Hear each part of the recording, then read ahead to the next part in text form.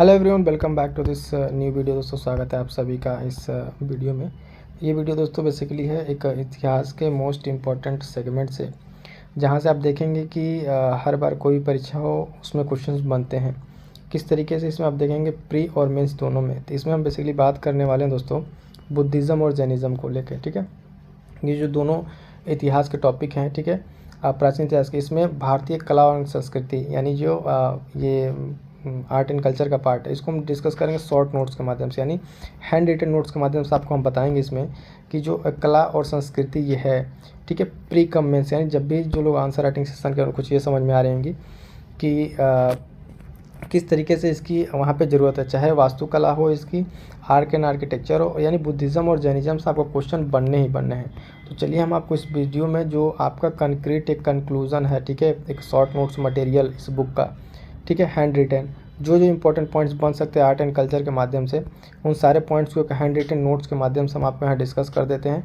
आप लोगों के लिए काफ़ी इंपॉर्टेंट होने वाला है, क्योंकि ये सेशन में जब कई बार देख रहा था क्लास लेते टाइम, तो उसमें बुद्धिज़्म जैनिज़्म के जो आर्ट एंड आर्किटेक्चर आ रहे हैं, उन जो कहाँ पे कौन कौन से पॉइंट्स हैं, उन सारे पॉइंट्स के कंप्लीट निचोड़ आपके सामने है। तो चलिए फटाफट से इसको देखते हैं कि किस तरीके से ये पॉइंट हम कवर करेंगे। तो चलिए दोस्तों स्टार्ट करते हैं। बौद्ध और जैन धर्म, इसके बारे में क्या क्या इंपॉर्टेंट पॉइंट्स हम देखेंगे। पहले तो इसके परिचय के बारे में जानेंगे, जो इन दोनों धर्मों का परिचय, ठीक है। उसके बाद बौद्ध एवं जैन धर्म के प्रमुख मत एवं दर्शन, यहाँ से फिलॉसफी से और इनके मत से क्वेश्चन कई बार बना हुआ है, बार बार परिचय में पूछा जाए। और इनके जो वास्तुकला है, स्पेशली बौद्ध धर्म के कौन कौन से आर्ट एंड आर्किटेक्चर है, जो वास्तुकला है बौद्ध धर्म से रिलेटेड, उस पर क्वेश्चन बनते आ रहे हैं, उस पॉइंट को देखेंगे। और अन्य तथ्य जो इन सब चीज़ों से रिलेटेड है उसको देखेंगे। तो फटाफट से देखिए, यहाँ पे पहले देखेंगे बौद्ध धर्म के बारे में इस छोटा सा परिचय देखेंगे, जो एग्जाम के प्रोस्पेक्टस से इंपॉर्टेंट है, जिस पॉइंट को आप मेंशन कर सकते हैं, लिख सकते हैं और आपके प्रीलिम्स से पूछा जा सकता है। वो सब सारी चीज़ें यहाँ पे डिस्कस करेंगे। देखिए, तो पहला कि अशोक के रुम्मनदेई अभिलेख से प्राप्त हुई बौद्ध धर्म के संस्थापक महात्मा बुद्ध के जन्म से जुड़ी जानकारी। पहले पॉइंट में क्या, पहले क्वेश्चन बना हुआ है प्रीलिम्स में कई बार ये कि बुद्ध के जन्म की जो कहानी है, ठीक है, वो अशोक के किस अभिलेख से प्राप्त हुई है। तो ध्यान देंगे रुम्मनदेई अभिलेख, ठीक है, अशोक के कौन सा अभिलेख, रुम्मनदेई अभिलेख से प्राप्त हुई है बौद्ध धर्म के जो महात्मा बुद्ध उनके जन्म से जुड़ी जानकारी। अगला पॉइंट यहाँ पर है कि बुद्ध ने जब 29 वर्ष की आयु में घर को छोड़ा, गृह त्याग किया, उस घटना को महाविनिष्क्रमण कहते हैं, ठीक है। और कितने वर्ष की आयु में, 29 वर्ष की आयु में इन्होंने छोड़ा था। तो ये पॉइंट याद रखेंगे महाविनिष्क्रमण का, ठीक है। चौथी बौद्ध संगति के बारे में है कि बौद्ध धर्म दो मतों में विभाजित हो गए, हीनयान और महायान। किस संगति में, चौथी बौद्ध संगति में, ये पॉइंट, ठीक है। चौथी बौद्ध संगति से बौद्ध धर्म किस में डिवाइड हुआ, तो चौथी बौद्ध संगति हीनयान और किसमें, महायान में। हम बात कर लेते हैं थोड़ा सा जैन धर्म के बारे में, ठीक है। जैन धर्म में जिन किनको कहा जाता है, जिनको देखो मन वाणी काया को जीतने वाला, ठीक है, वो जो अनुयायी है उनको क्या कहते हैं, जिन। तो जैन धर्म के प्रथम तीर्थंकर कौन थे, ऋषभदेव थे, और जैन धर्म के संस्थापक थे, ठीक है। 24वें तीर्थंकर के बारे में अगर हम बात करें तो महावीर स्वामी थे, और इन्होंने इस धर्म को क्या किया, शिखर तक पहुँचाया, एक पीक तक ले गए इस धर्म को। आगे जो इस संप्रदाय में धर्म में देखेंगे कि प्रमुख संप्रदाय कौन कौन से, श्वेतांबर और दिगंबर में आगे चल के भी टूट जाता है।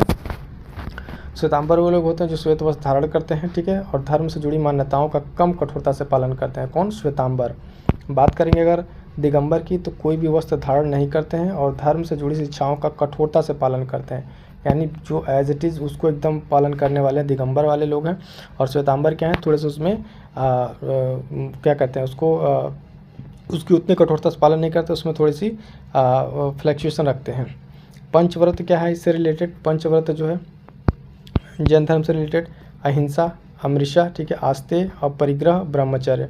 तब जानते होंगे, हिंसा न करना, झूठ न बोलना, चोरी न करना, संपत्ति अर्जन न करना। और लास्ट वाला याद रखिए, ब्रह्मचर्य महावीर स्वामी के द्वारा ऐड किया हुआ था, ठीक है। तो ये पंचव्रत जैन धर्म से रिलेटेड, ठीक है। अनेकांतवाद का सिद्धांत क्या है, ये पॉइंट देखिए प्रीलिम से डायरेक्ट पूछा हुआ है, अनेकांतवाद किससे संबंधित है, ठीक है। तो जैन धर्म से, इसका फिलॉसफी क्या है कि प्रत्येक वस्तु के अनेक धर्म हैं, है ना, जिन्हें केवल ज्ञान प्राप्त व्यक्ति ही जान सकता है। तो ये पॉइंट मोस्ट इंपॉर्टेंट है, इसको ध्यान दीजिएगा। अनेकांतवाद का सिद्धांत किससे रिलेटेड, जैन धर्म से। इसके बारे में क्या है कि ज्ञान प्राप्ति के वाला व्यक्ति जान सकता है उसके अनेक धर्म को। स्यादवाद क्या है, शायद है, शायद नहीं, ठीक है, ये यहाँ पे है स्यादवाद, ठीक। अगला पॉइंट है त्रिरत्न के बारे में। तो कैवल्य ज्ञान की प्राप्ति जब होती है तो उसके लिए परम आवश्यक है क्या, त्रिरत्न। अब ये त्रिरत्न होते क्या, उसको थोड़ा सा देख लेते हैं। कंक्रीट आपको यहाँ पे मिलेगा कि जो एग्जाम में पूछने की पॉसिबिलिटी, उस तरह के नोट्स आपको यहाँ पे मिलेंगे। सम्यक दर्शन के बारे में, सम्यक ज्ञान, सम्यक आचरण, ये तीनों क्या है, त्रिरत्न, इनके बिना जो है कैवल्य ज्ञान की प्राप्ति नहीं हो सकती, ऐसा जैन धर्म में कहा गया है। ठीक है, तो जैन सिद्धांतों में आस्था एवं विश्वास रखने वाला सम्यक दर्शन, जैन सिद्धांतों का जो ज्ञान कर ले वो ज्ञान, ठीक है, और जैन सिद्धांतों के अनुरूप आचरण सम्यक आचरण। जैन धर्म जो है कर्मवाद, पुनर्जन्म, आत्मा की अमरता पर बल देता है। ये सब पॉइंट याद रखिएगा। ये पॉइंट आपको स्टेटमेंट में देके क्या करता है, उलझाने का प्रयास करता है और एग्जाम्स के पर्सपेक्टिव से। तो ये पॉइंट ध्यान दीजिएगा किस पे ये फोकस करता है। अब देखेंगे कि बौद्ध धर्म का मत एवं दर्शन, बौद्ध धर्म के बारे में इसका क्या मत और क्या दर्शन रहा है। ठीक है, इसके बारे में अगर हम बात करें तो बौद्ध धर्म किस पे बात करता है, 4 आर्य सत्य के बारे में बात करता है। संसार दुखमय है, दुख का कारण अज्ञान है और दुख का निरोध निर्वाण है। दुख निरोध का मार्ग अष्टांगिक मार्ग है। क्या आप ये इनके मत और दर्शन है बौद्ध धर्म के। अष्टांगिक मार्ग क्या है, अष्टांगिक मार्ग आप सब लोग जानते हैं कि वो ये अष्टांगिक मार्ग जो सम्यक ज्ञान, सम्यक दृष्टि, ठीक है, ये सब पूछा नहीं जाता, लेकिन थोड़ा सा एक बार ध्यान में रख लेंगे। अब यहाँ पे ये पॉइंट इंपॉर्टेंट हो जाता है कि आत्मा की अमरता का खंडन, परंतु कर्मवाद, पुनर्जन्म, निर्वाण का समर्थन। ये दोनों फिलोसफिकली जो बातें हैं ये कंपेरेटिवली पूछी गई हैं। ठीक है, आस्था के बारे में, ठीक है, आत्मा की अमरता, खंडन, ठीक है, इसके बारे में बात करता है। बौद्ध धर्म किस पे बात करता है ना, और जैन धर्म किस पे बात करता है। जो त्रिपिटक की बात आती है यहाँ पे, ठीक है, त्रिपिटक जो है बुद्ध की शिक्षाओं का संकलन, सुत्त पिटक, विनय पिटक, अभिधम्म पिटक, तो इसमें कौन कौन से क्या हैं उसको जान लीजिए। सुत्त पिटक में क्या है, बुद्ध धर्म के सिद्धांत और उपदेशों का संकलन है। विनय पिटक में संघ के नियम का संकलन है। ठीक, और बात करेंगे जब अभिधम्म पिटक की, तो अभिधम्म पिटक में क्या है, बुद्ध के दार्शनिक सिद्धांत, फिलोसफिकल जो उनके पॉइंट्स है वो किसमें संकलित है, अभिधम्म पिटक में।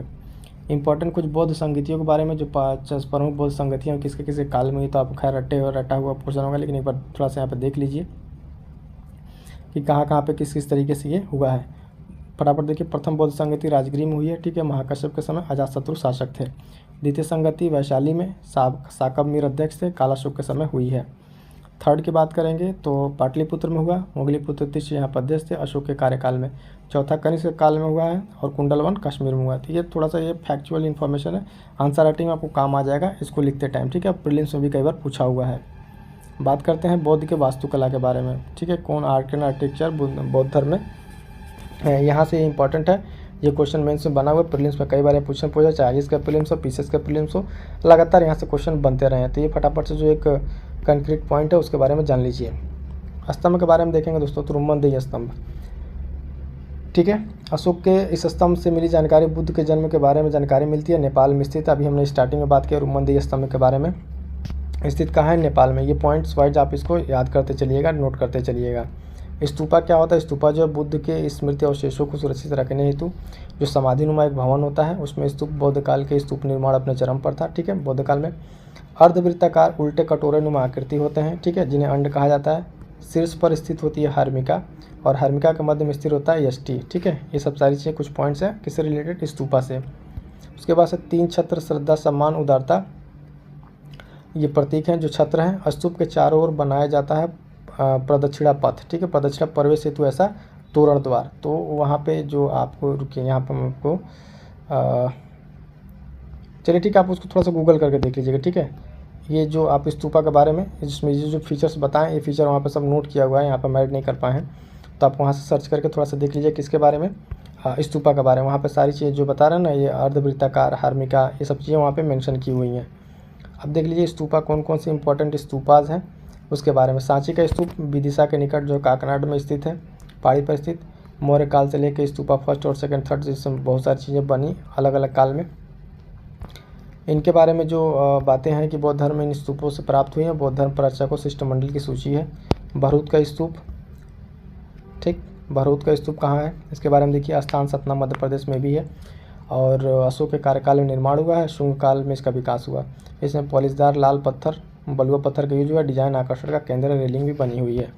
नागार्जुन कोंडा, यूपीएससी प्रीलिम से पूछा हुआ है ये। स्थान गुंटूर, आंध्र प्रदेश। नल्लामलाई की पहाड़ियों तथा कृष्णा नदी के क्षेत्र में घिरा हुआ है ये। इसकी विशेषता क्या है कि 5 मुक्त का इसमें खंभे हैं बौद्ध के। जीवन, जन्म, त्याग, ज्ञान और पहले धर्म उपदेश महापरिनिर्वाण से संबंधित है। तो ये यूपीएससी प्रीलिम्स से पूछा हुआ रिसेंट के टाइम में नागार्जुन कोंडा स्तूपा के बारे में कि कहाँ पर है, तो आंध्र प्रदेश गुंटूर में। अमरावती स्तूपा के बारे में बात करेंगे। अमरावती स्तूपा स्थान अमरावती आंध्र प्रदेश। वेदिका में अलंकरण संगमरमर का यूज है। इसके सामने आयक स्तंभ एक है, इसकी प्रमुख विशेषता है। सारनाथ स्तूपा उत्तर प्रदेश का। सारनाथ स्तूपा बनारस उत्तर प्रदेश। प्राचीन नाम ऋषिपत्तन, यहाँ बुद्ध ने अपना प्रथम प्रवचन दिया था। चौखंडी स्तूपा यहाँ का फेमस है। धर्मराज का स्तूपा और बाकी अदर स्तूप यहाँ पे जो सारनाथ में स्थित है। ठीक है, अब बात कर लेते हैं चैत्य गृह और गुहा मंदिर के बारे में। फटाफट से जिस तरीके से पॉइंट हमने नोट कर रखा है ना, एग्जाम एडिजिट ऐसे आप लोग इस पॉइंट को नोट कर लेंगे और रिवीजन करेंगे तो सारी पॉइंट्स आपको यहाँ पे याद रहेंगे, जो आंसर राइटिंग और आपको किसमें प्रीलिम्स में काम आने वाले हैं। तो बौद्ध धर्म से संबंधित मौर्योत्तर काल में जो गुप्त काल तक इसका स्थापत्य बना, बौद्ध भिक्षुओं के लिए ध्यान और प्रवचन के लिए जो बनाया गया पहाड़ों काटकर, तो ये चैत्यगृह बना। ठीक है, चैत्यगृह क्या कहलाता है? चैत्यगृह प्रायः पूजा स्थल के रूप में स्तूप कहलाता है। चैत्य के प्रमुख भाग में छत है ना, विट्ठियाँ हैं, स्तंभ, तोरण, द्वार है और चैत्य का जो मुख्य भाग है। प्रमुख चैत्य कौन कौन से, ये हमारे ज़्यादा इंपॉर्टेंट है।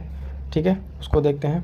पहला है भाजा चैत्य, ये कहाँ पर है? भोरघाट महाराष्ट्र में है, बौद्ध काल का केंद्र है, हीनयान चैत्य से रिलेटेड। अगला देखेंगे कार्ले चैत्य, ये आर में भी पूछा हुआ है। कार्ले का महाराष्ट्र का चैत्य प्रीलिम्स में भी भोरघाट में स्थित है, महाराष्ट्र में। विशेषता क्या है? कला की दृष्टि से अगर देखेंगे साधारण बिहार, किंतु चैत्य की विशेषता है लेख इसकी ब्राह्मी लिपि है। कार्ले चैत्य कहाँ पे? महाराष्ट्र में।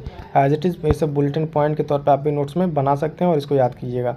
अजंता के बारे में बात करें तो औरंगाबाद महाराष्ट्र में है, मौर्योत्तर काल का है, गुप्त काल में इसका और गुप्तोत्तर काल तक इसके समय सीमा है। इसमें विशेषता क्या है? बौद्ध धर्म के साथ साथ इसमें अन्य धर्म की पेंटिंग की इसमें प्रमुखता है। ठीक है, और एलोरा, अगला बात करेंगे एलोरा औरंगाबाद। फटाफट से देखते चलिए, पॉइंट वाइज है, इसको ऐसे ही आपको याद करना है। एलोरा में देखेंगे 7वीं से 9वीं शताब्दी के मध्य 34 शैलकृत गुफाओं का निर्माण हुआ है। राष्ट्रकूटों द्वारा निर्माण 10 चैत्यगृह हैं, जिसमें शिल्प देवता विश्वकर्मा को समर्पित है। यूनेस्को द्वारा 1983 में विश्व विरासत स्थल भी घोषित किया जा चुका है। तो ये पॉइंट याद रखेंगे, देख लेंगे पॉइंट को थोड़ा सा एक बार फिर से आप देख लेंगे। ठीक है, तेर चैत्य के बारे में देखेंगे। तेर चैत्य आंध्र प्रदेश। विशेषता क्या? प्राचीनतम चैत्यों में से एक है। इसका झोपड़ी जैसा आकार है, प्रवेश द्वार, मंडप और भवन इसमें सभा है। प्रार्थना का स्थल ये भी है चैत्य। नासिक का पांडु लेख चैत्य देखेंगे। इसका स्थान नासिक महाराष्ट्र। मुख्य मंडप में 2 मंजिला है और स्तंभ इसका एक कटारे लंबे के तौर पे है। ठीक है, अन्य चीज़ में देखेंगे, अन्य तथ्य में एक ये करंट का है, तो ये 2018 का है। ठीक है, तो ये बहुत पुराना करंट है, इसको उतना ध्यान नहीं देना है। आगे बढ़ते हैं। इस सम्मेलन में छोड़िए, इसको छोड़िए, ये पॉइंट देख लीजिए, लास्ट पॉइंट। जैन धर्म से जुड़े अन्य तत्व में क्या है? महामस्तकाभिषेक। ठीक है, ये क्या है? जैन धर्म में एक महोत्सव है, प्रत्येक 12 वर्ष में मनाया जाता है। कर्नाटक के श्रवणबेलगोला में इसका बाहुबली की प्रतिमा का महामस्तकाभिषेक के नाम से इसको जाना जाता है। ठीक है, यह महोत्सव पिछले 1000 वर्षों से मनाया जा रहा है। तो ये था दोस्तों कुछ आप देखेंगे नोट्स, जो इंपॉर्टेंट सेगमेंट आपसे हमने डिस्कस करा। इससे रिलेटेड जो सारे क्वेश्चंस होंगे, ठीक है, जो आपको कोई डाउट है उसको आप कमेंट कर दीजिएगा। ठीक है, एक चीज़ और बता दें दोस्तों, जो साथी नए हैं और या फिर जो लोग जुड़े हुए हैं उनके लिए कि इंपॉर्टेंट देखिए यहाँ पे कंप्लीट आपके लिए दोस्तों, कंप्लीट प्री और मेंस के लिए। ठीक है, जो बचे हुए समय का एक प्रॉपर यूटिलाइजेशन किया जा सकता है, उस तरीके से फ्रेम करके आपके यहाँ प्रोग्राम में दिया जा रहा है। पहला चीज़ कि प्रीलिम्स ओरिएंटेड आपको घटना चक्र जो 15,000 क्वेश्चन हैं उनको सेगमेंट वाइज, ठीक है, इतिहास, भूगोल, ठीक है, इस तरीके से सेगमेंट पार्ट के यहाँ पे चीज़ें कराई जा रही हैं OMCQ प्रैक्टिस प्रीलिम्स के लिए। उसके बाद से अलग से टेस्ट सीरीज कराया जाएगा सब्जेक्ट वाइज, कुछ टेस्ट सीरीज अपलोडेड है, उसको भी जाकर आप देख सकते हैं। और साथ जो आपका ये आंसर राइटिंग सीरीज चल रहा है तो आपके लिए मोस्ट इंपॉर्टेंट हो जाता है, जिसको आप अभी अटेम्प्ट कर रहे हैं, है ना। और उसके साथ जो स्पेशल ये प्रोग्राम है स्टैटिक पोर्शन का, इसको आप जरूर कवर कीजिए। और जिन लोगों ने आंसर राइटिंग का ये बेसिक सेशन नहीं देखा, उसको जाकर जरूर देखिए कि किस तरीके से बिगिनर्स मेन्स की आंसर राइटिंग को करें, किस तरीके से अपने आंसर राइटिंग को इंप्रूव कर सकते हैं। तो सब सारी चीज़ आपके लिए काफ़ी इंपॉर्टेंट होने वाली है। तो दोस्तों जाकर आप इस वीडियो को जरूर देखें। ठीक है, मिलते हैं किस नेक्स्ट वीडियो में, तब तक के लिए थैंक यू सो मच।